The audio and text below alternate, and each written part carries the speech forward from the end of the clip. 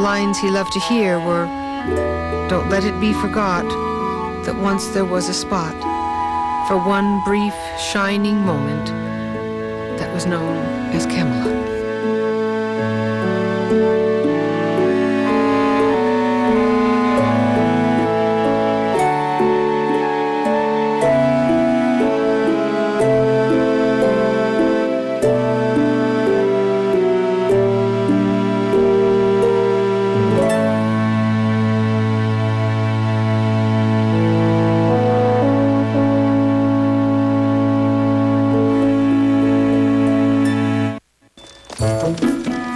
Jackie had once said that her life revolved around her husband.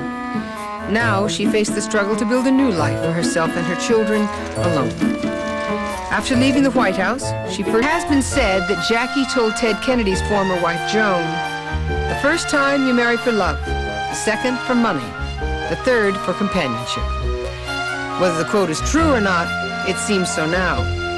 Onassis could easily provide the security that Jackie craved, and she seemed to want to leave the United States and its dark memories. Her children seemed to like the charming Greek. Reported to have said, "If they are killing Kennedys, my children need to be an example for her children." When they were small, the avalanche of public attention heightened the already difficult job of raising two children in the White House fishbowl. But Jackie was fiercely determined to preserve her children's privacy and give them a semblance of a normal life, constantly trying to control their exposure to the cameras of the press. There's so little privacy. I don't mind. After they had left the high visibility life in the White House, the children remained a focus for the American people. It would have been easy for the public's attention to distort their personalities and identity, for them to flounder and live forever in their parents' shadow.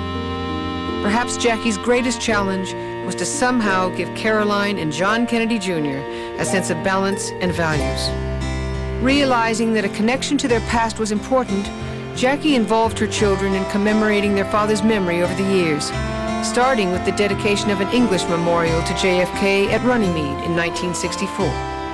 This acre of English soil is now bequeathed in perpetuity to the American people in memory of President John Fitzgerald Kennedy, who in death my people still mourn, and whom in life they loved and admired.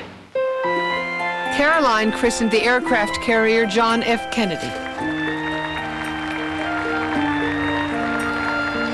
Both spoke at the opening ceremonies for the Kennedy Library on Boston Harbor. Welcome to the dedication of this library. Born of the sun, they traveled a short while towards the sun and left the vivid air signed with their honor. Thank you. Suddenly, before our very eyes, the Kennedy children, brother and sister, had become young adults taking their place in the world. Caroline graduated from JFK's alma mater, Harvard, and went on to Columbia Law School.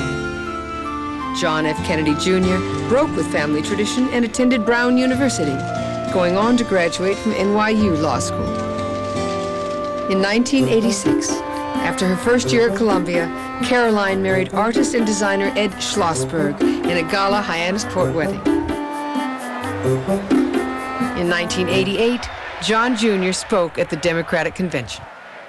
Over a quarter century ago, my father stood before you to accept the nomination for the presidency of the United States. He has said he considers politics an option for himself.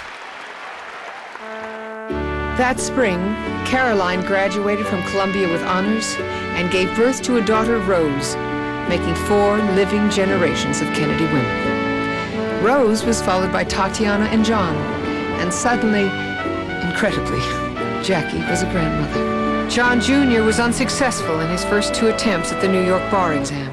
But I was very close, and you know, it's something that's got to be done. It's a hurdle that has to go over, so you know, it's back at it. His 3rd try, he passed the bar. On his first day of work from the Manhattan District Attorney's Office, the media converged on him. John's been called the sexiest man alive, and his romances are often hot copy. The press is as fascinated with him as they were with his mother. JFK Museum, Seeing the Kennedys with the young leader evoked the spirit and promise once held by JFK. Jacqueline Bouvier Kennedy Onassis was a phenomenon in phenomenal time. As her son John said, surrounded by her friends, her family, her books, and the people she loved. The nation watched as her children bid her farewell and lay her to rest in Arlington National Cemetery next to John F. Kennedy. Jackie will always remain beautiful